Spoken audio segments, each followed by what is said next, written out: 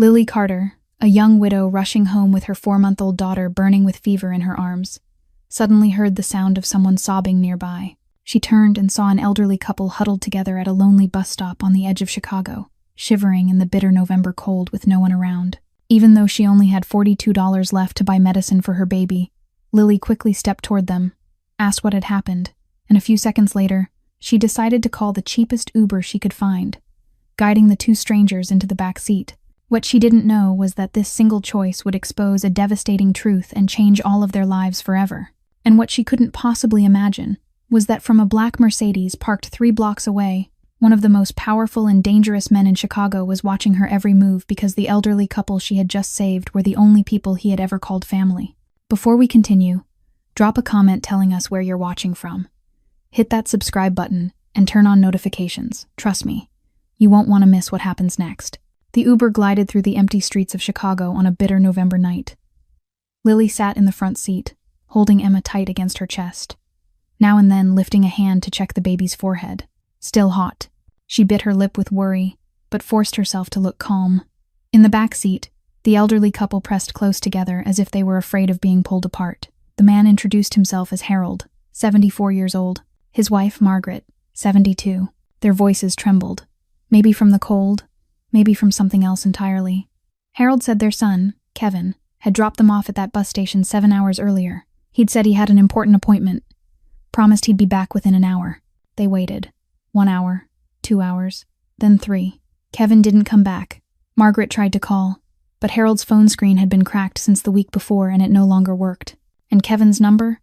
Neither of them could remember, because it had been saved in the phone, and they'd never once needed to write it down. Lily listened, her heart weighted by a feeling she couldn't quite name. Something was wrong. She didn't know what, but the instincts of someone who'd already lost everything whispered that this story wasn't as simple as it looked. Margaret suddenly leaned forward, her gaze settling on Emma asleep in Lily's arms. She asked softly how many months the baby was, and whether she had a fever. Lily nodded and said 4 months, and yes, a mild fever. Margaret clicked her tongue in sympathy, said raising a little one was exhausting, and asked whether Lily's husband helped much. The question landed like a knife on a wound that hadn't finished healing. Lily was silent for a moment, then said, her voice as light as breath, that she was widowed. Margaret didn't ask anything more. She only reached her hand through the gap between the seats, took Lily's hand, and gave it a gentle squeeze. Not a word. But sometimes silence is warmer than 1,000 comforts. Harold spoke up, trying to steer the conversation toward something more hopeful. He told her about the new house Kevin had bought for them, number 28 Oakwood Street, in Maple Grove. A small, lovely place with a white fence and a flower garden out front. Kevin had shown them pictures, saying it was the perfect spot for them to live out their later years in peace. They'd only moved in 3 weeks ago. Lily nodded and repeated the address to the driver. The car turned into Maple Grove. The houses on either side of the road lay still in the dark, only the weak yellow streetlights spilling onto the damp, misted pavement. The driver began searching for Oakwood. They passed through once, then twice. The driver frowned, glanced at his phone, then looked outside. He said this was Oakwood Street, but there was no number 28. Harold leaned forward, his voice tightening with fear, insisting there had to be. A pale yellow house with white shutters. The car came to a stop. In front of them was an empty lot. Weeds stood knee-high. A crooked sign leaned in the ground, its letters faded. For sale. There was no house, no white fence, no flower garden. Harold opened the door and stepped out, his legs shaking. He walked a few steps toward the vacant lot, then froze. Margaret called his name, her voice tipping into panic, asking where their home was. Harold turned back, his face washed pale under the streetlight. He stammered that he didn't understand. Kevin had shown him pictures. He had seen the house. Then he collapsed, both hands clutching his head. His voice cracked as he spoke about their old home, the one they had lived in for 40 years in the heart of Chicago. Kevin said it was too old, too big for 2 elderly people. Kevin said he would sell it, take the money and invest it so they could get a better return. Kevin said he'd handle all the paperwork. And they believed him. They signed everything their son put in front of them without asking. Because he was their son. Because how could they not trust him? Margaret began to cry, the strangled sobs of someone who had just lost everything. Lily stepped out of the car and came to the 2 elderly strangers falling apart in the winter night of Chicago. She didn't know what to say. She didn't know what to do. But she knew one thing. She couldn't leave them here. She set a hand on Harold's shoulder, her voice gentle but steady, and told them to come home with her tonight. She had a small apartment, but there was room, and in the morning they would find a way forward together. Harold looked up at her, eyes reddened, and asked why she was helping them. They were only strangers. Lily smiled, a sad smile from someone who understood what loss really meant, and said, "Because tonight you need someone, and I'm here. That's all." They got back into the car. Lily gave the driver her address. The Uber turned around and left Maple Grove behind, leaving the empty lot and the for sale sign swaying in the cold wind. Lily didn't know that a few hundred meters away, a black Mercedes was turning around too, following, and the man behind the wheel was gripping the steering wheel so hard his knuckles were white, his eyes never leaving the Uber ahead, not even for a second. Adrian Cross sat in the black Mercedes, his eyes never leaving the elderly couple as the young woman helped them into the Uber. He'd driven through this stretch of Lincoln Park every year in November for 10 years. No one knew why. No one dared ask. People only knew that the head of the Cross Industries empire, the man who made the entire Chicago underworld tremble, grew quieter than usual when this month came around.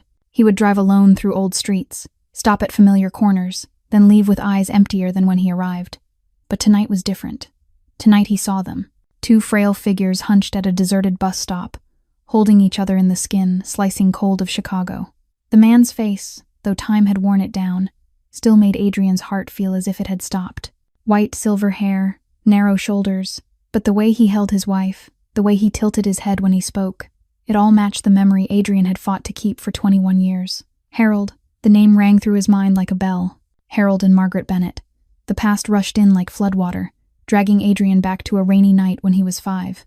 Uncle Richard, his father's younger brother, had led him into a dark alley on the edge of the city. He said they were playing hide and seek, that Adrian should stand there and wait, that Uncle would come back to pick him up.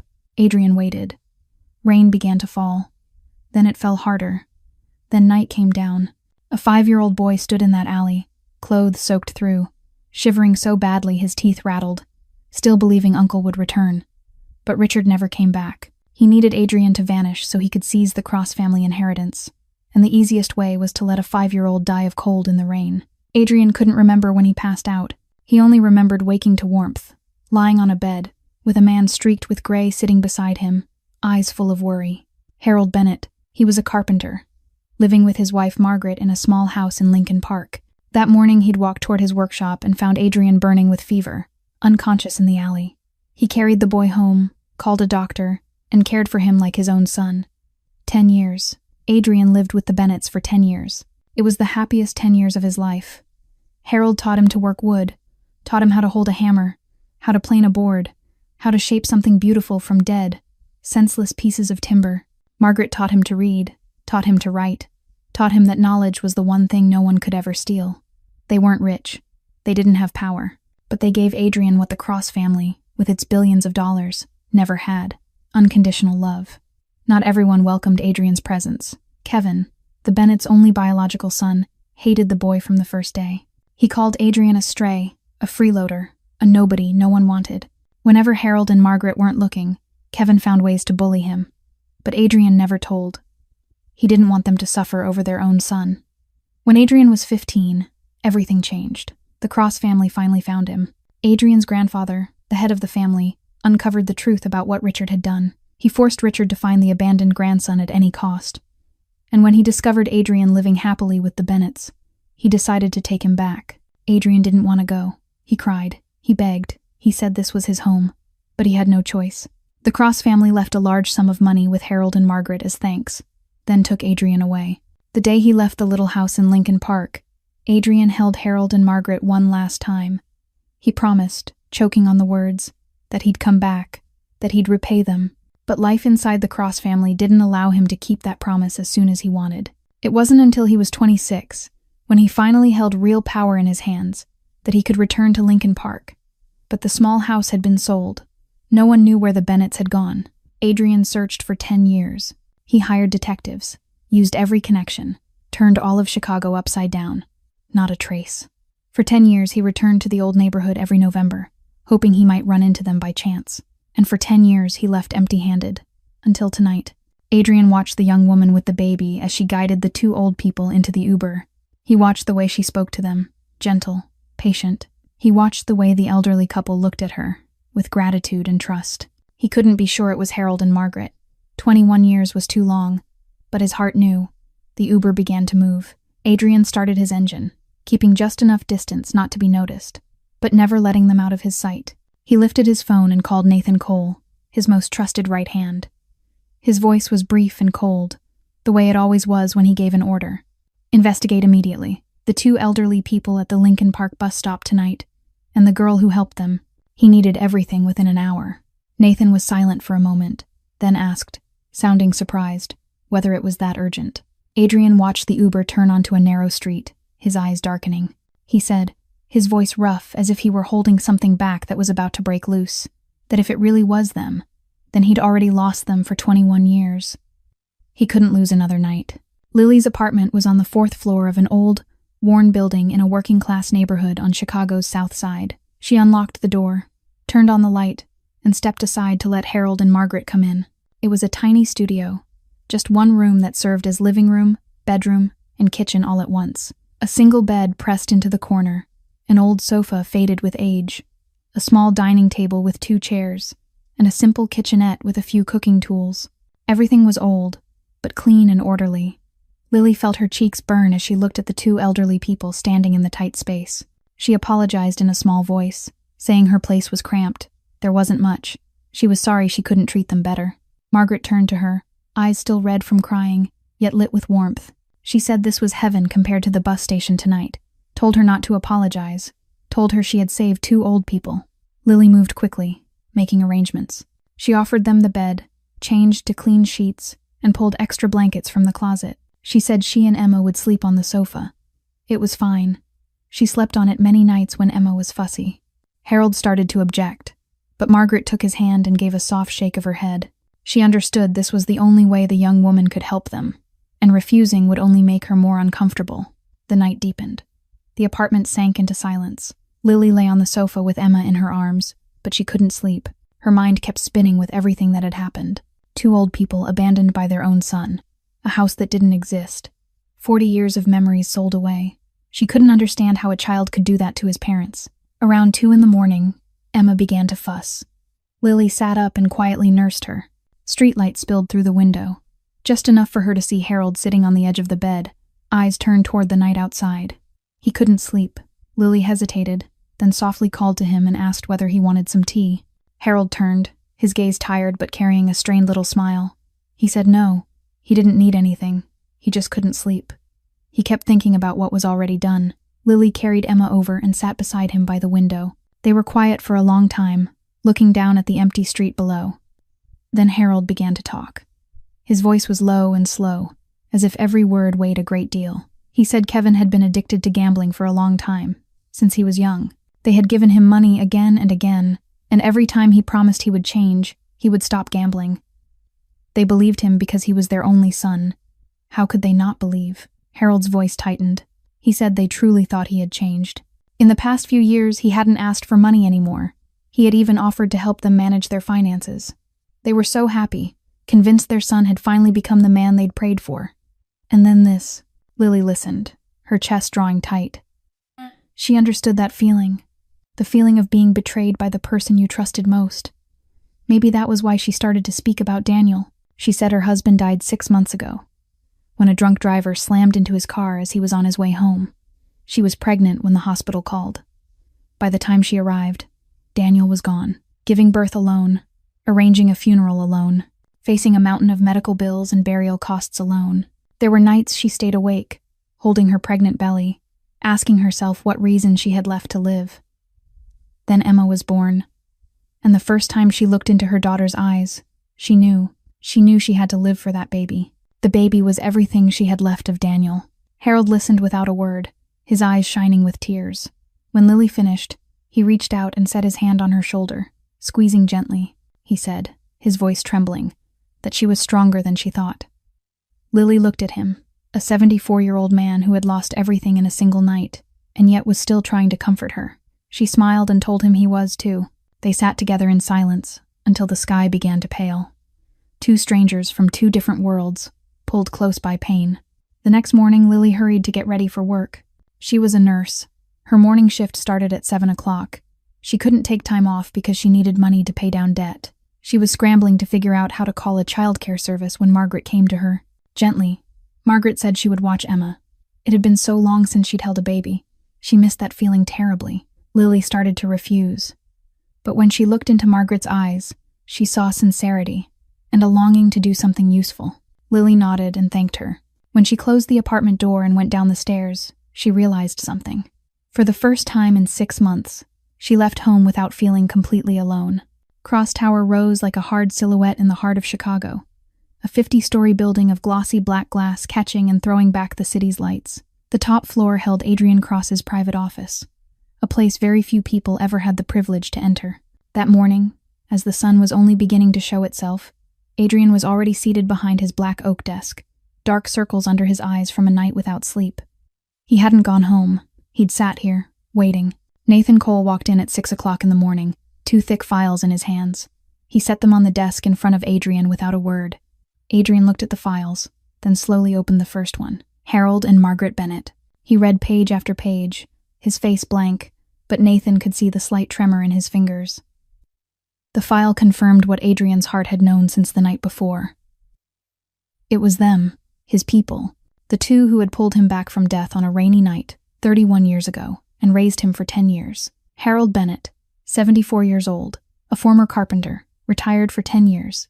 Margaret Bennett, 72 years old, a former elementary school teacher. They had lived in their old house in Lincoln Park for 40 years, until 3 weeks ago. The house had been sold. The seller was Kevin Bennett, their only son, holding power of attorney from his parents. Sale price, $380,000. The money was transferred into Kevin's account, and 2 days later, every last dollar had been withdrawn.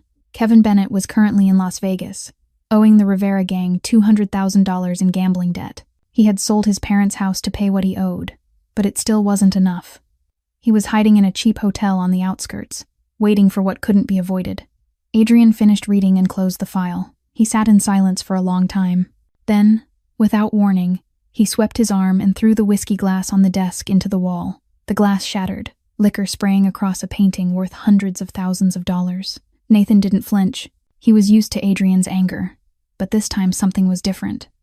This wasn't the cold, calculated fury Nathan knew so well. This was the rage of a child watching his family get hurt. Adrian spoke through clenched teeth, his voice hissing with contempt, saying that man sold his own parents' house. He took every cent of their 40 years of savings, and then he left them at a bus stop in the middle of a Chicago winter night. Nathan asked, calm as ever, how the boss wanted to deal with Kevin. Adrian didn't answer. His hand tightened into a fist, his knuckles turning white. He wanted to kill Kevin. He wanted to make him pay for what he'd done.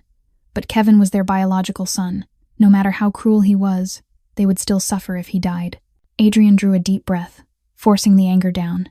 He said, his voice dropping, no, he needed to think. Nathan nodded, then slid the second file toward him. Lily Carter. Adrian opened it and read, 27 years old, a nurse at Chicago General Hospital, widowed. Her husband, Daniel Carter, 29 years old, had died in a traffic accident 6 months earlier. The driver who caused it, Thomas Reed, drunk, had been sentenced to 5 years in prison. Lily had been 4 months pregnant when her husband died. She'd given birth alone, handled the funeral alone, faced everything alone. Her current debt was $47,000, including childbirth medical bills and her husband's funeral costs. Monthly income, $3,200, expenses for rent, childcare, food, and minimum debt payments. There was almost nothing left at the end of each month. And last night, she had used her last $42 to call an Uber for 2 elderly strangers. Adrian finished and closed the file. He sat utterly still for a long time, staring into the empty space in front of him. Nathan waited, motionless. Finally, Adrian spoke, and his voice was strange, softer than usual. He said she had nothing at all, buried in debt, and yet she still helped. She gave up her own bed for strangers. She used her last money to get them a ride. Nathan asked what he wanted to do. Adrian stood, walked to the window, and looked down at Chicago waking up beneath him. He said, pay off her debt, arrange a decent apartment for the old couple, and Nathan would do it today. Nathan nodded and started to turn away, but Adrian called him back. He added, his voice slow, as if weighing every word. Don't let her know the money came from him. She wasn't the kind of person who'd accept charity. Nathan looked at his boss for a long moment. 10 years working for Adrian Cross, he'd watched him order killings without blinking, watched him crush an enemy's empire without a second of hesitation. But this was the first time he'd seen Adrian Cross care about anyone beyond himself. Nathan nodded and left the room. Adrian remained by the window, looking down at the city. But his mind was already in some small apartment on the south side, where a young woman had just left for work, leaving her 4-month-old daughter with 2 elderly people she'd met only the night before. 4 days had passed since the fateful night at the bus stop. Lily's tiny apartment began to change in ways she never expected. Margaret had turned the little kitchenette into a place where warm meals appeared, the smell of good food filling the whole room every time Lily came home from work. Harold refused to sit still. He found Daniel's old toolbox in the closet and began fixing the small things around the place. The leaky faucet Lily had endured for 3 months no longer dripped. The crooked cabinet door now opened and closed smoothly. The squeaking door hinge had gone quiet. He did it all without fanfare, as if this was the only way he knew to repay the young woman who had saved them. Emma seemed to feel the change too. The baby fussed less, slept more peacefully, and smiled more often whenever Margaret held her. Lily watched it all with a strange, warming fullness in her chest. For 6 months she had grown used to being alone, used to coming home to silence, used to facing everything by herself. But now, for the first time in all that time, this little apartment felt like a real home. Late on the 4th day, just as Lily finished her shift and was getting ready to head back, her phone buzzed with a new email. She opened it and froze in the hospital hallway. An email from the bank said her loan of $47,000 had been paid in full. Lily read it again and again, 3 times. Sure, she had to be seeing it wrong. She called the bank immediately, her voice shaking as she asked what mistake this was. The bank representative confirmed there was no mistake. An anonymous benefactor had paid off her entire debt this morning. Lily ended the call, her thoughts spinning. $47,000. The amount she had expected to fight through for at least 10 years. Who? Why? She rushed home, and the moment she stepped into the apartment, she saw a stranger sitting and speaking with Harold and Margaret. He looked about 34, wearing a gray suit, polite in his manner, yet there was something sharp in his eyes. He stood when he saw Lily, introduced himself as Nathan Cole, and said he represented someone who wanted to help the Bennetts. Nathan explained that the person he represented had prepared a 2-bedroom apartment in a better area for the couple, completely free, along with all living expenses. And as for Lily's debt, that had come from the same person. Lily looked at Nathan, then at Harold and Margaret, then back at Nathan. She asked, her voice tightening, who that person was. Nathan smiled politely and said the person wished to keep his identity private. Lily shook her head. She said plainly she didn't know him. She didn't know who was behind this, and she wouldn't take money from strangers. Nathan seemed surprised. He said this was her debt being paid. She didn't need to repay it. Lily cut him off, her voice harder now, saying she would pay it back, every last cent. She didn't need anyone's pity. Nathan fell silent, studying her for a long moment. He had worked for Adrian Cross for 10 years, had watched countless people bow before the money and power of his boss. No one had ever refused, not a single one, until this young woman, standing in front of him with determined eyes and her chin lifted, turning down $47,000 as if it were an insult. Margaret rose and gently laid a hand on Lily's arm. She said, her voice trembling, "Sweetheart, that person could be Adrian." Lily turned to her and asked who Adrian was. Margaret sat back down and pulled Lily to sit beside her. She told her about the 5-year-old child they had found in a dark alley 21 years ago. She told her about raising that boy for 10 years as if he were their own. She told her about the day the Cross family came to take him, and the promise he made that he'd return, that he'd repay them. She said if it really was Adrian, then this wasn't charity, this was family. Lily listened, but she still shook her head. She said she understood, but whoever it was, she needed to meet him directly. She needed to look him in the eye and know why. She wouldn't take money from the dark. Nathan nodded and said he would pass along the message. He stood, said goodbye to the Bennetts and to Lily, and left the apartment. Stepping into the elevator, Nathan pulled out his phone and called Adrian. He reported briefly that she refused, and that she wanted to meet the boss in person. On the other end, there was silence for a long moment. Then Adrian's voice came through, not angry the way Nathan expected, but carrying something that sounded almost like amusement. Adrian said it was interesting, very interesting. Nathan ended the call and stared at his phone screen in disbelief. In 10 years working for Adrian Cross, he had never heard his boss's voice like that. And on the 50th floor of Cross Tower, Adrian stood by the window looking down at the city, the corner of his mouth lifting into a small smile. For the first time in many years, the new apartment sat in a quiet neighborhood on the north side of Chicago, near Lincoln Park, not far from where the Bennetts had lived for 40 years. 2 bedrooms, a spacious living room, a fully equipped kitchen, and a small balcony that looked out over rows of lush green trees. Margaret cried the moment she stepped inside. She stood in the middle of the living room, looking around, tears sliding down her wrinkled cheeks. She wasn't crying because the place was beautiful. She was crying because after so many years, the boy she had once sheltered still remembered them. Lily helped them clean and arrange what little there was, though there truly wasn't much to move. All they had were the clothes on their backs and a few small things Lily had bought for them over the past few days. Lily still carried doubt in her chest. She had agreed to meet the person behind all of this, but that didn't mean she trusted him. $47,000 wasn't a small amount. This apartment had to cost far more. No one gave anything for nothing in this world. There had to be a reason. A knock came at 3 o'clock in the afternoon. Lily was helping Margaret hang curtains. She set the fabric down and went to open the door.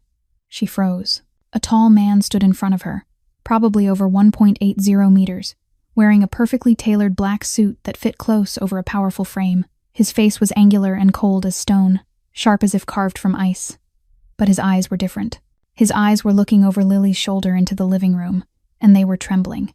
Before Lily could speak, Margaret rose from the sofa. She stared at the man in the doorway, and it felt as if the whole world stopped. Adrian. The name came out of her like a whisper, shaking, as if she didn't dare believe her own sight. Adrian, my boy. The man nodded. He couldn't speak. His lips moved, but no sound came. His eyes reddened, and Lily saw something she never thought she would see in a man like him. Tears. Margaret ran to him. So fast, Lily was startled that a 72-year-old woman could move like that. She threw her arms around Adrian, and her sobbing broke open in the room. She cried hard, both arms locked around him, as if he might vanish if she let go. Adrian stood rigid for a moment, then slowly lifted his arms and held her back. His shoulders began to shake. He was crying. The boss of the Cross Empire, the man who made the whole Chicago underworld tremble, stood in this apartment and cried like a child. Harold rose and came forward, slow and careful. He placed his hand on Adrian's shoulder and squeezed. His voice was low and warm, trembling slightly but steady all the same. He said, "My son, you've finally come home." Adrian dropped to his knees. Right there in the living room, in front of Lily, he knelt and pulled the 2 elderly people who had saved his life 31 years ago into his arms. His voice broke, ragged and shattered, with none of the coldness or power left in it. He said he was sorry. He had searched for them for so long. He had looked everywhere. 10 years he searched and couldn't find them.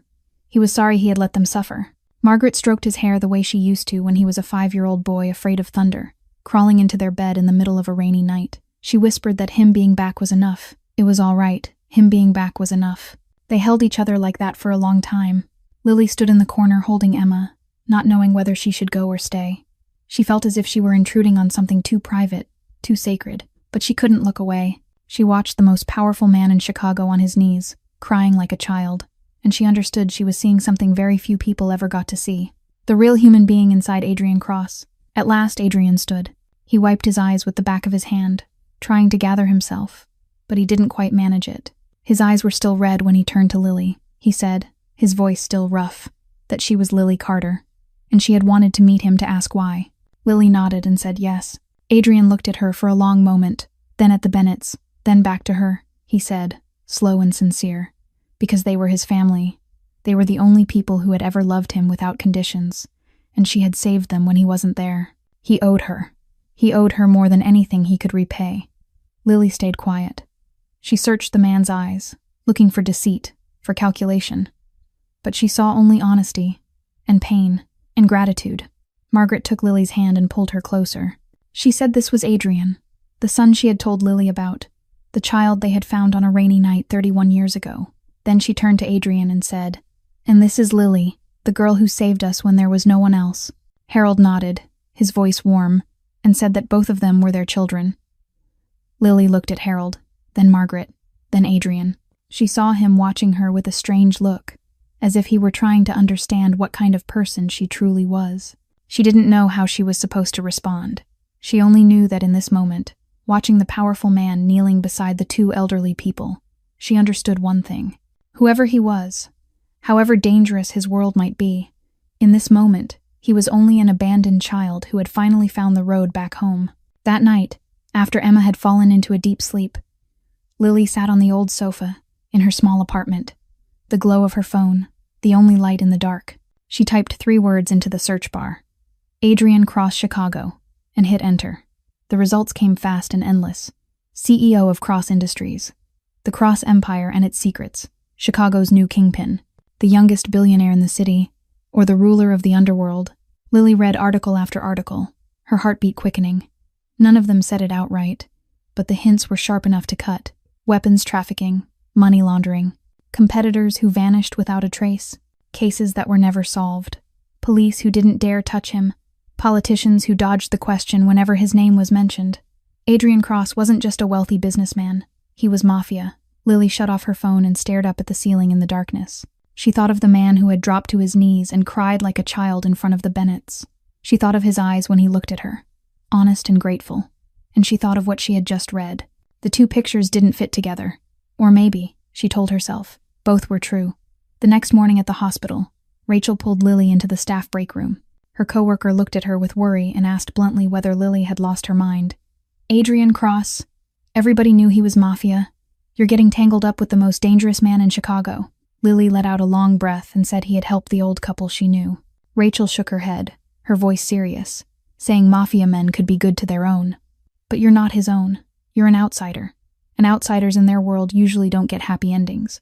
Lily went quiet for a moment, then said she knew. She would be careful. That afternoon, Nathan called. Adrian wanted to see Lily, alone. She meant to refuse, but then she reconsidered. She needed to know more about this man. She needed to understand who he really was before deciding whether she should let the Bennetts continue accepting his help. The cafe sat on the top floor of a luxurious building, looking out over the whole sweep of Chicago. When Lily walked in, she realized the entire floor was empty. No other customers, only Adrian at a table by the window, and a few men in black suits spaced out like statues. Lily carried Emma over and sat across from him. She had no one to watch Emma, and she didn't want her baby far from her when meeting a man like him. Adrian looked at Emma, and Lily saw his expression soften in a way that startled her. He asked how many months the baby was, his voice gentler than usual. Lily answered 4 months, then fell silent. She wasn't here for small talk. Adrian understood. He leaned back and waited. Lily spoke plainly, calm but firm, saying she had looked into him. Adrian asked what she found, not a trace of surprise in his voice. Lily said, "Things that should make me not be sitting here." Adrian was quiet for a moment, then nodded slowly. He said, low and direct, that he wasn't a good man, Miss Carter. He had done many things the law would never forgive. The articles she read weren't wrong, and they might not even have told the full truth about what he'd done. Lily asked why he was telling her the truth. Adrian held her gaze without flinching. He said because she had saved the people he loved most, and he owed her honesty. He didn't want to begin anything with her through a lie. Lily didn't know what to do with that kind of bluntness. She stayed silent, holding Emma closer. Then Adrian leaned forward, lowering his voice. He said he knew about her husband, about Daniel, about the crash 6 months ago. He knew the name of the drunk driver who killed him, Thomas Reed, and he knew the man had only been sentenced to 5 years. Lily went still. She hadn't expected him to know that much. Adrian continued, his voice steady and quiet, saying he could make sure Thomas Reed never got out of prison. Or worse, if she wanted. Lily looked at him, and for a moment she wanted to say yes. She wanted the man who took her husband to pay. She wanted revenge. The feeling came so strong it frightened her. But then she looked down at Emma asleep in her arms. She thought of Daniel, of his gentle smile, of the way he always believed there was good in people. Daniel wouldn't want her to become someone who gave orders to kill. Daniel wouldn't want their daughter to grow up with a mother like that. Lily shook her head. She said, softly but with certainty, "No, Daniel wouldn't want that, and neither would she." Adrian watched her for a long moment, his eyes unreadable. Lily stood, Emma in her arms. She said, calm and clear, "Mr. Cross, I don't need you to take revenge for me. I only need you to keep them safe. That's all I need." She turned and walked away without looking back. Adrian stayed seated, watching the young woman carrying her small child as she left the cafe. And on the face of the coldest Mafia boss in Chicago, there appeared something no one had ever seen before: admiration. A week after the meeting at the cafe, Nathan walked into Adrian's office with the latest report on Kevin Bennett. Adrian read in silence, his face giving nothing away, but his eyes darkening by degrees. Kevin was in Las Vegas. He had gambled away every last bit of the $380,000 from selling his parents' house. Not a cent left. Worse, he now owed the Rivera gang $200,000 more in gambling debt. Nathan added, in the same even tone, that the Rivera gang wasn't known for patience. They would kill Kevin within a few days if he couldn't pay. Adrian closed the file and stared out the window. He could let Kevin die. That would be the simplest path. Kevin deserved it. But the Bennetts would suffer. No matter how cruel Kevin had been, he was still their biological son. They would never forgive themselves if he died, and they had done nothing. Adrian didn't want to save Kevin from his debt, either. Kevin had to live with the consequences of what he'd done. Adrian made his decision. He would pay the Rivera gang so they would release Kevin. But Kevin would never know. After that, Adrian would bring Kevin back to Chicago to face his parents and the law. Adrian already had all the evidence prepared for Kevin's fraud and embezzlement. Kevin would go to prison. That was justice. 3 days later, 2 of Adrian's men brought Kevin to the Bennett's new apartment. Lily was there too, helping Margaret cook dinner when the door opened. Kevin looked ruined. Hollow, thin, dark circles under his eyes, patchy stubble, wrinkled clothes. He stood in the doorway, looking at the apartment, looking at his parents, and his legs buckled. He dropped to his knees on the floor and began to sob, his voice breaking as he begged for forgiveness over and over. I'm sorry. Mom and Dad, I'm sorry. Margaret froze, both hands trembling as she covered her mouth. She looked at the son she had carried and raised for 45 years, now on his knees in front of her like a beggar. Tears poured down her face as she asked, choking on the words, Why? Why would you do this to us? Kevin gulped for air between sobs and said he owed money. He owed so much. They threatened to kill him. He was terrified. He didn't know what else to do. Harold stood as still as stone. He looked at Kevin, his face turned to something hard and unreadable, without a single expression. But his eyes were different. His eyes held a kind of pain language couldn't contain. At last he spoke, his voice low and shaking, each word forced up as if dragged from his throat. He said, You took everything from us. The house of 40 years, the savings of a lifetime, everything we had.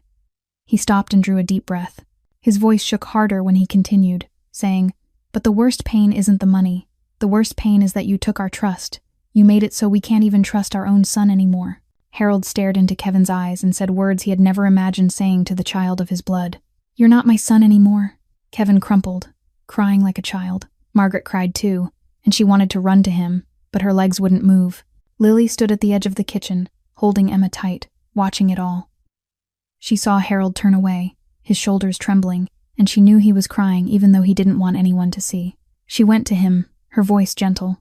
She said, Mister, Harold, I understand you're angry.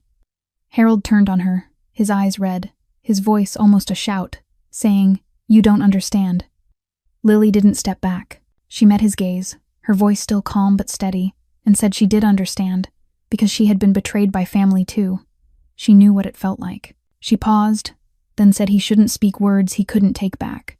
Not because Kevin deserved forgiveness, but because Harold and Margaret didn't deserve to carry hatred for the rest of their lives. Harold looked at her, then at Kevin, then at Margaret. He said nothing more, only turned and walked into the bedroom, closing the door behind him. The doorbell rang. The police had arrived. Adrian stood in one corner of the room, watching everything in silence. He nodded to the 2 officers, and they stepped forward to put Kevin in handcuffs. The charge was fraud and embezzlement. The expected sentence was 5 to 7 years in prison. Kevin didn't resist. He let them cuff him, let them read him his rights, his eyes still fixed on Margaret as if he wanted to say something but couldn't find any words. Margaret stood there watching her son being led away, and when the door closed, her legs gave out. Lily caught her before she fell. She guided her to the sofa, eased her down, got her water, and rubbed her back the way you soothe a child. Adrian stayed in the corner, watching Lily. He watched the way she stayed calm inside the chaos, the way she cared for the Bennetts as if they were her own parents. She didn't panic. She didn't run. She stayed and did what had to be done. Adrian realized something. She had become an irreplaceable part of the Bennett's life. No one had asked her to do it. She chose it. And a question surfaced in his mind. A question he never expected to ask. Could she become a part of his life too? 2 months had passed since the day Kevin was arrested. Life slowly settled into a steadiness no one had expected. The Bennetts grew used to the new apartment. Harold started tending a few small pots of plants on the balcony, and Margaret often cooked the dishes she remembered from her younger days. Lily still stopped by every day after her shift, Emma strapped against her in a worn cloth carrier. The baby was 6 months old now, beginning to babble and reach for familiar faces. Emma began to direct her first sweet babbles toward Harold and Margaret. Those simple, bubbling sounds were enough to make the two old people cry with happiness. Adrian came often too. At first he said it was to visit them, and maybe at first that was true, but little by little Lily noticed he came more and more, stayed longer, and his gaze rested on her longer than it needed to. One afternoon, Adrian arrived just as Emma was wailing. Lily was busy in the kitchen cooking rice, her hands covered in flour, unable to pick the baby up. Margaret was in the bathroom. Harold looked at Adrian, then at Emma, crying in the chair, then back at Adrian with a knowing look. Adrian stood there, awkward in a way he had never been with anyone. The most powerful mafia boss in Chicago, a man who had given orders to kill without blinking, now frozen in front of a 6-month-old baby screaming her heart out. Finally, he bent down and carefully lifted Emma, clumsy as someone who had never held a child before. And something strange happened. Emma stopped crying. She stared at him with wide, curious eyes, then reached up with her tiny hand and touched his face. Margaret came out of the bathroom, saw the scene, and laughed. She said the baby liked him, Adrian. Adrian looked down at Emma, and Lily saw his cold face soften in a way she had never seen before. The following week, Lily caught a cold. She still forced herself to visit the Bennetts as usual, even with a red nose and a raw, hoarse voice.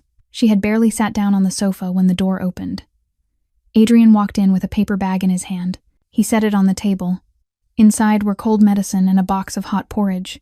Lily started to say she didn't need it, but Adrian cut her off. He spoke in an even tone, as if he were talking about business, saying if she was sick, then who would take care of the Bennetts? Who would take care of Emma? This wasn't him helping her. This was him helping himself.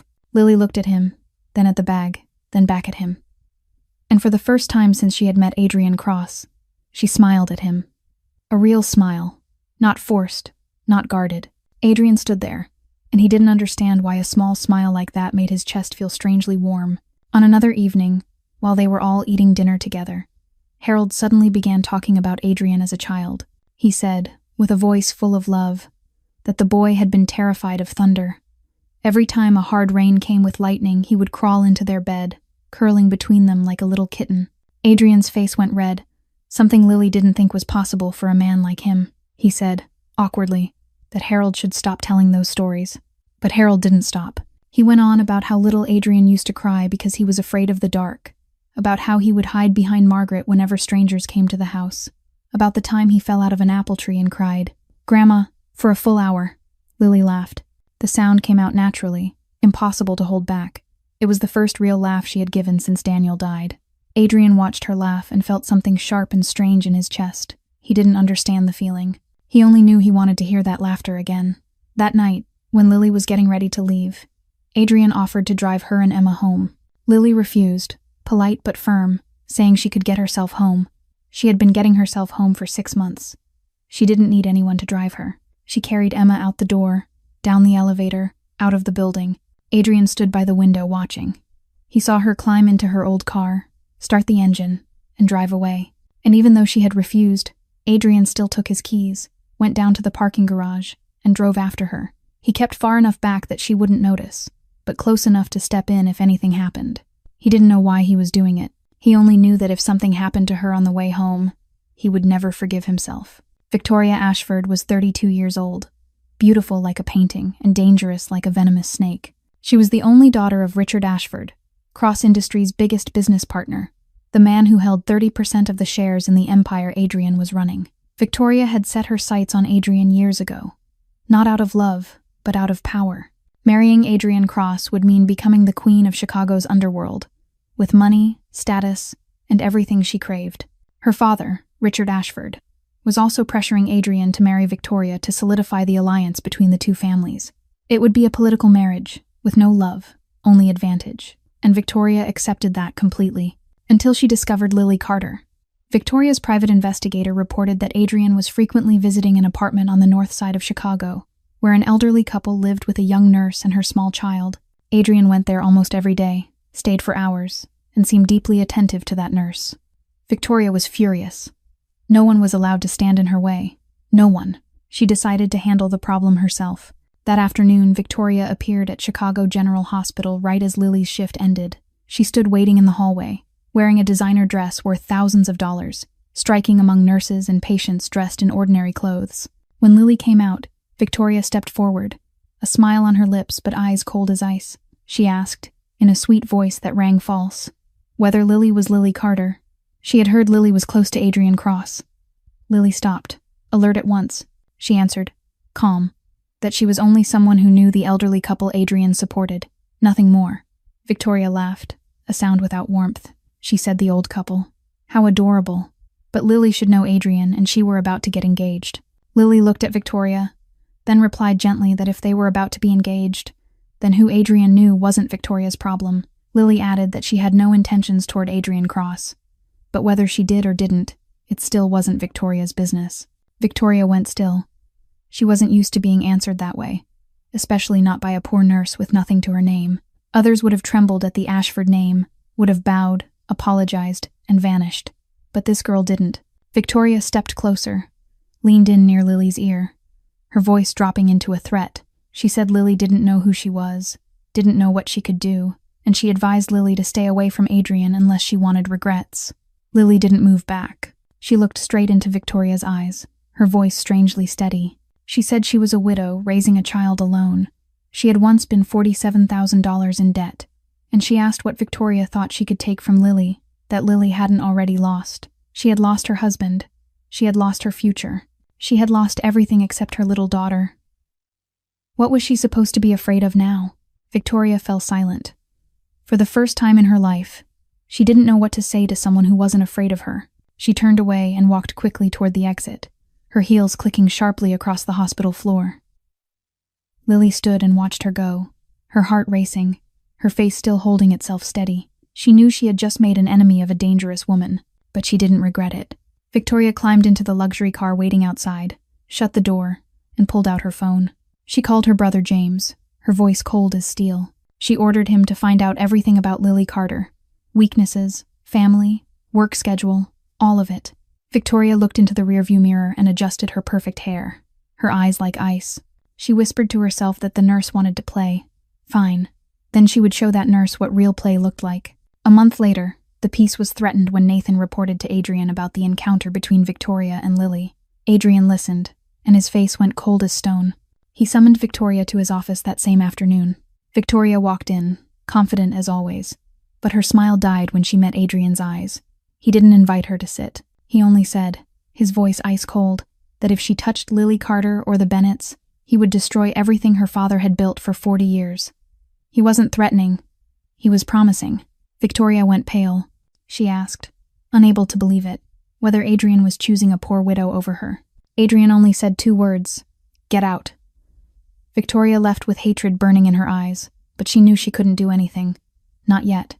That evening, Adrian went to the Bennetts' apartment as usual. They ate dinner together, laughed and talked, and when the Bennetts had gone to bed, Adrian and Lily stayed out on the small balcony looking over Chicago glittering with lights. Emma was asleep in the bedroom. Her steady breathing drifting through the door left slightly open. They sat in silence for a long time. No one spoke, only the soft night wind and the distant hum of traffic below. Then Adrian spoke, his voice low and faintly unsteady. Nothing like the cold, powerful tone everyone knew. He said, "Lily, I need to tell you something." Lily turned to him and waited. Adrian drew a deep breath. He said, haltingly, that he liked her. Then he stopped and shook his head. No, not liked. He loved her. Lily went still. She couldn't speak, only stared at him with wide eyes. Adrian went on, more sincere than Lily had ever heard him, saying she made him want to become a better man. For the first time in his life, he wanted that. For the first time, he felt his life could mean more than money and power. Lily closed her eyes for a moment. When she opened them again, there was something painful in her gaze. She said, softly but firmly, "Adrian." They couldn't. Adrian asked why. Not angry, only needing to understand. Lily looked toward the room where Emma slept. She said because of Emma, the baby needed stability, needed a normal life, not guards following them, not enemies watching, not midnight phone calls or threats like the one from Victoria. Adrian said he could protect her, protect Emma, He had enough power to keep them safe. Lily shook her head. She said that was exactly the problem. She didn't want to need protection. She wanted peace. She wanted Emma to grow up without having to fear anything. Adrian fell silent. He looked at Lily for a long time, then nodded slowly. He didn't get angry. He didn't force her. He only said, his voice low and sad, that he understood. But she should know that whoever she chose, however she decided, he would still be here, because she was someone his parents loved, and he would always protect what they loved. He stood, went back inside, and didn't look back at her. Lily sat alone on the balcony, staring up at a Chicago night sky with no stars. She had said no. She had refused for Emma, for safety, for all the right reasons. Then why did her chest ache like this? Why did her eyes burn? Why did she want to call him back? 2 weeks passed after that night on the balcony. Adrian kept his distance the way Lily wanted. He didn't come to the Bennetts' apartment as often as before, only stopping by when he knew for certain Lily wasn't there. But he still had Nathan quietly watch her from a distance, making sure she was safe without her knowing it. It was the only way he could protect her when she didn't want him by her side. Victoria stayed silent through those 2 weeks. She didn't appear, didn't threaten, didn't do anything at all, and that silence was more frightening than any threat could have been. That night, Lily finished her shift at 11 o'clock. The hospital was nearly empty, the hallway so quiet that only her footsteps echoed back to her. Emma was with the Bennetts tonight because Lily had to work the night shift. Lily walked out to the parking lot behind the hospital where her old car was waiting. She didn't know that Nathan had been pulled away by Victoria's people, distracted by a staged accident a few blocks away. She also didn't know that 3 men were waiting for her in the dark. They stepped out from behind parked cars, black masks covering their faces. One of them spoke, his voice flat and cold, asking if she was Lily Carter, and telling her to come with them. Lily didn't scream. She knew screaming was useless because the lot was empty, not a soul in sight. Instead, she tried to fight her way out. When one man moved in close, she drove her foot hard into his leg, then turned and raked her nails across the face of the second. He cried out in pain, blood running from the scratches on his cheek. But there were too many of them, and they were too strong. The third grabbed her hair from behind and yanked her head back. She felt the bite of a needle against her neck, and everything sank into darkness. When Lily woke up, she was sitting on a wooden chair in the middle of an abandoned warehouse. Her hands were tied tight behind her back, rope cutting into her skin until it burned. The air was damp and cold, heavy with mildew. The only light came from a weak bare bulb hanging above her. Footsteps sounded. A man stepped into the circle of light. He looked about 38, tall, wearing a gray suit, handsome in a hard way, but with eyes sharp as blades. James Ashford, Victoria's brother. He studied Lily with a satisfied smile and asked if she knew why she was here. Lily swallowed her fear and forced her voice to stay steady. She said it was because of Adrian Cross. James laughed and said she was smart, then explained that she would be the card used to make Adrian pay for humiliating the Ashford family. Lily held his gaze and said they thought Adrian would come save her, but they didn't have any relationship. She had already refused him. James laughed louder and told her not to put on an act. They knew everything. They knew how Adrian looked at her, and whether she refused him or not, Adrian Cross would still come to save her. Lily fell silent. In her mind, she prayed that Emma was safe with the Bennetts, that the baby knew nothing, that she was sleeping peacefully in Margaret's arms. Lily had to live to get back to her child. Somewhere else in the city, Nathan called Adrian at midnight, his voice shaking. He reported that Lily had been taken, Ashford's network. He'd been distracted, and when he got back, she was gone. Adrian rose from his chair in his office, his face cold as stone, but his hands were trembling. He asked where they were. Nathan said an old warehouse on the far south side. He had confirmed the location. Adrian said to get people ready, but Nathan cut in, anxious, saying they'd warned him that if the boss brought men, they would kill her. Silence held for a few seconds. Then Adrian said, his voice low and even, that in that case he'd go alone. Nathan tried to protest, but Adrian had already ended the call. In the dark warehouse, Lily looked around for an opening. She saw a shard of broken glass near the chair legs, maybe left from a window smashed long ago. Slowly, carefully, she began rubbing the rope against the glass, patient and quiet so she wouldn't make a sound. The fibers started to fray. She didn't know if Adrian would come. She didn't know if he still cared after she had said no. But she wasn't going to sit here and wait to die. She was Emma's mother. She had to live. 30 minutes passed in the dark warehouse. Lily patiently worked the rope against the shard of broken glass, bit by bit, careful not to make a sound. Her hands burned, blood seeping from cuts the glass carved into her skin, but she didn't stop. At last the rope gave way. Lily kept her hands behind her back, pretending she was still tied. She studied the space around her. 2 guards stood near the main entrance, and James Ashford was gone somewhere, probably outside making a call. This was her chance. One of the guards walked over to check on her. He bent down, looking at Lily, and asked if she wanted water, his voice mocking. Lily didn't answer. She waited until he was close enough, then snapped her arm up, driving the shard straight into his face. He screamed, both hands flying to his face, blood pouring through his fingers. Lily sprang up and ran. She ran toward the door, her heart pounding like a wild thing inside her ribs. The other guard chased her, but she was faster. She was almost there, almost out. Then she stopped as if nailed to the floor. James Ashford stood in front of her, blocking the exit, a gun in his hand aimed straight at her chest. He smiled, his voice cold, and asked where she was going in such a hurry. "Miss Carter."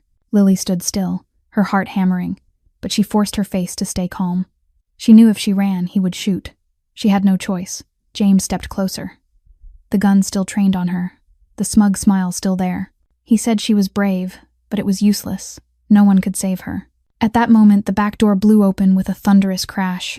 Adrian walked in, alone, no weapon in his hands. He stared straight at James, eyes like ice, his voice low and deadly, telling him to let her go. James swung the gun toward Adrian and laughed, asking if he had come alone. Was he insane? Adrian didn't answer. He only kept walking forward, each step slow but threatening. He said, in a steady voice, that he only needed himself to handle men like James. The 2 guards rushed him. Adrian moved like lightning. He had been trained since childhood in the Cross family, taught to fight before he was taught to read. He dropped the first man with a punch to the throat, dropped the second with a kick to the knee, and then an elbow to the temple. Both hit the ground within seconds. James panicked and pulled the trigger. The gunshot exploded through the warehouse. Adrian shifted aside, but not fast enough. The bullet grazed his shoulder, blood spraying out, but he didn't stop. He surged toward James. Lily didn't think. She acted. She grabbed a rusted metal bar lying nearby and rushed up behind James. Before he could fire a second shot, Lily slammed the bar into his gun hand with every bit of strength she had. James screamed, the gun clattering to the floor. Adrian was on him in an instant, a punch like a hammer cracking into James's face and sending him down hard, unconscious. The warehouse fell silent. Adrian turned to Lily, blood running from his shoulder down his arm, but he didn't seem to care about the wound. He asked, his voice tight with worry, whether she was all right. Lily stood there, still gripping the metal bar, her whole body shaking, but she didn't cry. She said, her voice trembling but stubborn, that she had gotten herself untied. She had almost made it out. Adrian looked at her, and for the first time, he smiled. A real smile, not cold, not distant. He said he knew. He had seen her. She was brave. The main doors burst open. Nathan and Adrian's men rushed in, surrounding the remaining attackers, cuffing James and his people. But Lily didn't see anything except Adrian. She let the bar drop, and her legs gave out. Adrian caught her and pulled her against him. And then Lily finally cried. She sobbed hard in his arms, all the fear she had held inside all night breaking open at last. She asked, choking on the words, why he had come. She had told him no. Adrian held her tighter, his voice low and warm, saying that no matter how many times she said no, he couldn't allow her to be hurt. That was something he could never accept. Lily lifted her face to him, tears still sliding down her cheeks, and in that moment she realized what she had denied for so long. She loved him. She had loved him for a long time, and tonight, when she thought she might die, the only thing she regretted was not saying it out loud. Nathan brought them to Chicago General Hospital, where Lily worked. She insisted on dressing Adrian's wound herself instead of letting the on-call doctor do it. She said this was her hospital. She knew what she was doing. No one dared argue. Adrian sat on the hospital bed and removed his suit jacket and shirt, exposing the injury on his shoulder. The bullet had only grazed him. It hadn't lodged inside, but it still left a long, deep tear. Lily stood beside him with medical tools in hand and began cleaning the wound. Her hands trembled slightly.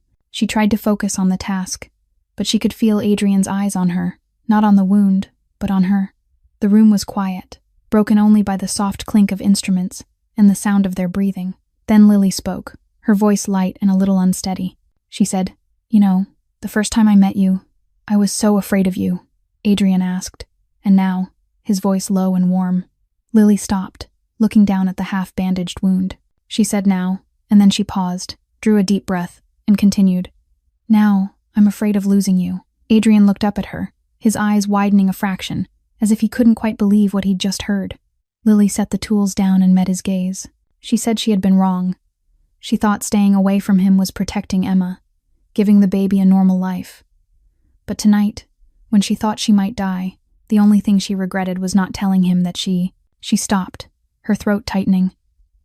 Adrian asked what, his voice turning rough. Lily looked at him, her eyes blurred with tears. She said she loved him too.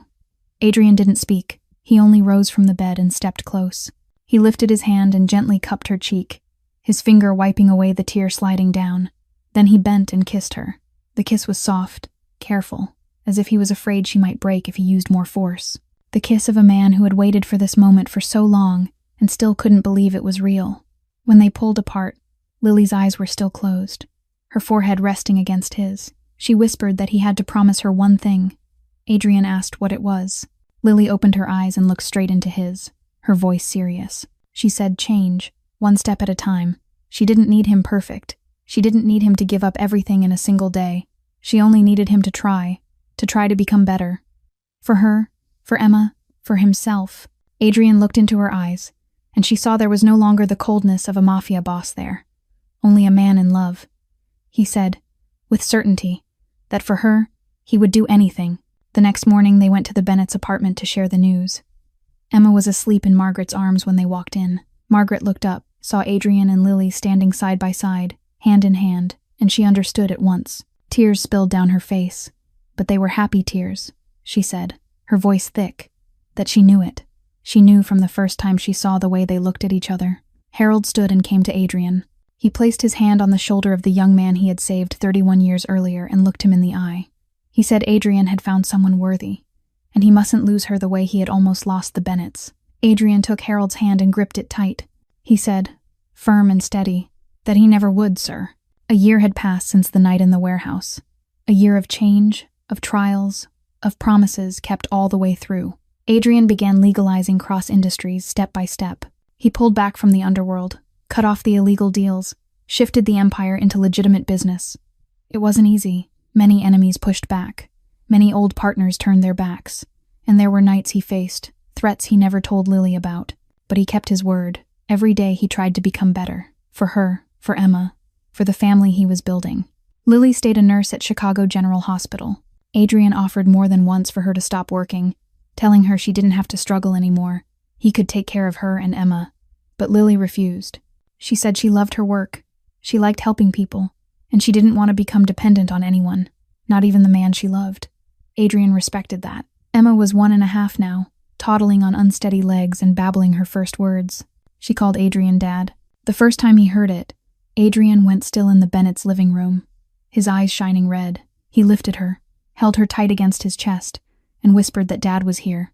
Dad would always be here. Every Sunday, the whole family came to the Bennetts' apartment for dinner. Margaret cooked traditional dishes. Harold told old stories.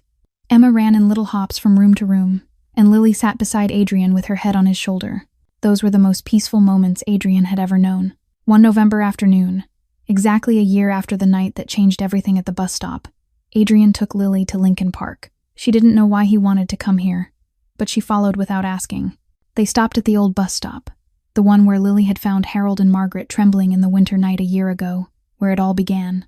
Adrian turned to Lily, then suddenly dropped to one knee on the cold sidewalk. Lily froze, her hand over her mouth, no words coming.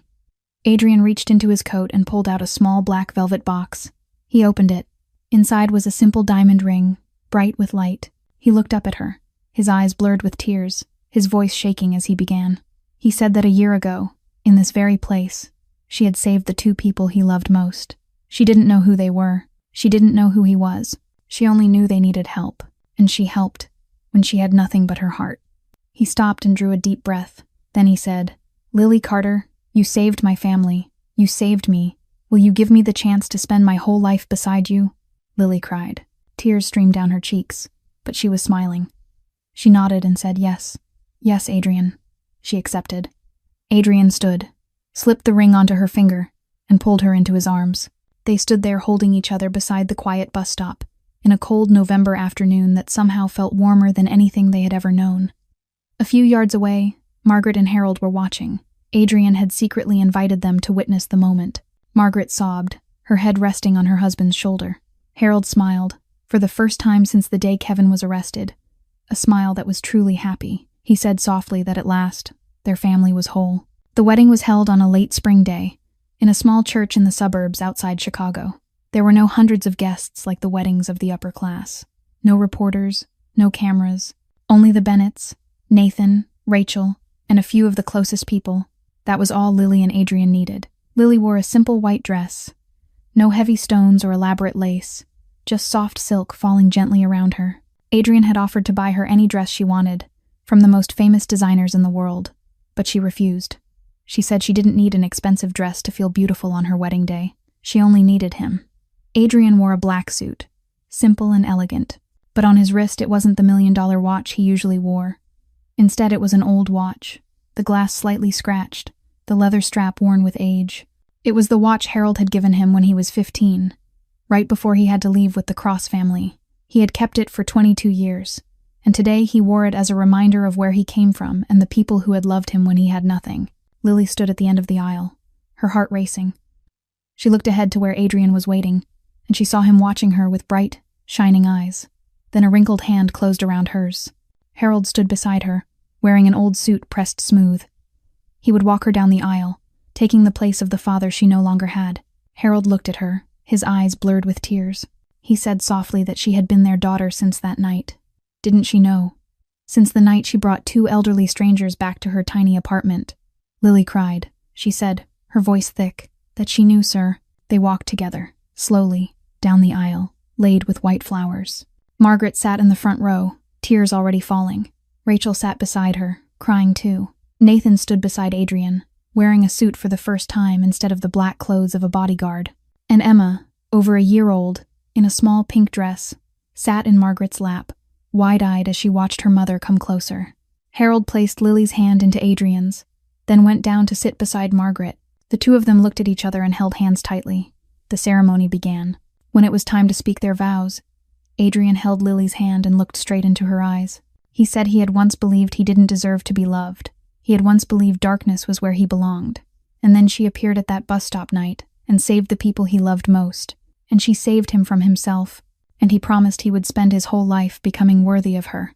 Lily squeezed his hand, her voice trembling but steady. She said she didn't need him perfect.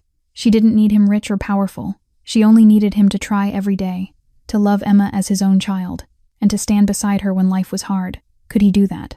Adrian smiled and said he could. They exchanged rings. And when the pastor told him he could kiss the bride, Adrian bent down and kissed Lily gently. Emma clapped and laughed, her clear little laughter filling the small church. Margaret leaned her head on Harold's shoulder and whispered that their abandoned child had finally found a real family. Harold nodded, his eyes wet. He said softly, "And so have we, my dear." 5 years had passed since the wedding day. Their family life had settled into something steady and happy. Adrian had fully legalized Cross Industries, turning it into a respected corporate group. Lily was still a nurse, still loving the work that mattered to her. Emma was 7 now, and they had a 4-year-old son named Daniel, given the name of Lily's first husband. Harold was 79, Margaret 77, and both were still healthy and clear-minded. Then one day, a letter arrived. Kevin Bennett had finished his sentence after 5 years. He wrote to his parents, asking to see them once. The letter was short, only a few crooked lines, but it carried a regret anyone could feel. Harold and Margaret talked it over with Lily and Adrian. The old man sat silent for a long time, staring at the letter in his hand as if it were something foreign. Finally he spoke, his voice weary, and said he didn't know whether he could forgive. Margaret laid her hand over her husband's, her voice gentle but sure. She said he didn't have to forgive completely. He only had to give their son a chance to say he was sorry.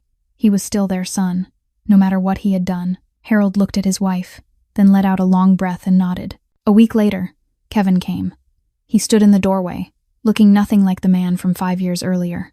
Much thinner, hair nearly all gray, even though he was only 50, his face hard and lined. But what had changed most was his eyes. Those eyes no longer held evasion or lies, only a deep, settled remorse. Kevin stepped inside, saw his parents sitting on the sofa, and his legs gave out. He dropped to his knees on the floor, head bowed low, his voice trembling. He said he wasn't asking them to forgive him. He knew he didn't deserve it. He only wanted to say he was sorry. He was sorry. Harold looked at the son kneeling in front of him. He stayed silent for a long time. Then he spoke, his voice low and sad. He asked whether Kevin knew what had happened after he left them at the bus stop. Kevin shook his head, his eyes still fixed on the floor. Harold began to tell him, slowly. He said a stranger had saved them. A young widow with a small child burning with fever. She had nothing, poorer than they were. But she brought them home, gave them her bed, used her last money to call a car for them. Harold went on, his voice catching, and said that woman was his daughter-in-law now. She was Adrian's wife. She had become their daughter. He looked straight at Kevin. He asked if Kevin understood that a stranger had done what their own son would not. Kevin folded over and wept, repeating over and over that he was sorry. He was sorry. He knew he had been wrong. Harold watched his son cry. Then he sighed. He said, tired now, without the old fury, that he didn't know whether he could ever forgive completely, maybe never. But he was 79 now, and he didn't have the strength to hate anymore. He said Kevin could come visit, but he had to rebuild his life himself. No one could do it for him. Kevin nodded again and again, tears still falling. In the months that followed, Kevin began a new life. He worked as a factory laborer, the pay not high but enough to live. He went to treatment for gambling addiction, attended a support group meeting every week. He visited his parents once a month, sitting quietly while they talked, helping Harold with small repairs around the home, eating the meals Margaret cooked. He was never fully forgiven. The wound he had caused was too deep to heal completely. But he was given a chance to apologize, a chance to try, a chance to be with his parents in the final years of their lives. And sometimes, that is all we can ask for. 2 years had passed since Kevin returned. Harold was 81 now, his strength thinning with each season. He no longer moved with the same ease, no longer sat for long stretches on the balcony looking out at the park, no longer told the long stories Emma and Daniel loved, but his eyes still lit up whenever he looked at his family, and his smile was still warm whenever Margaret sat beside him. One autumn morning, Margaret woke and turned to look at her husband the way she always did. But today, something was different. Harold lay completely still, his face strangely peaceful, as if he were smiling in a dream. Margaret lifted her hand and touched his cheek, and she knew. He had gone in his sleep, without pain, without struggle, simply closing his eyes and never opening them again. She didn't scream. She didn't panic. She only lay down beside him, held him one last time, and cried in silence. Harold's funeral was held on a cool autumn day. The whole family was there. Lily stood beside Adrian, her hand locked around her husband's. Emma, 9 years old, stood beside her mother, eyes red from crying. Daniel, 6, was still too young to understand everything, but he understood that great-grandpa had gone far away and would never tell him stories again. Kevin came too, standing in the back, quiet and humble. He didn't dare stand close, as if he feared he didn't deserve to be near the family in a moment like this. Margaret held Lily's hand throughout the service. She didn't cry the way people expected. She only looked at her husband's casket with a calm so strange it felt like another kind of grief. When Lily asked if she was all right, Margaret gave a small smile and said he left without pain. That was all she had ever prayed for. After the funeral, the lawyer read Harold's will. The old house in Lincoln Park, the one Adrian had quietly bought back years earlier, was left to Lily and the children. But what broke Adrian open was the handwritten letter Harold left just for him.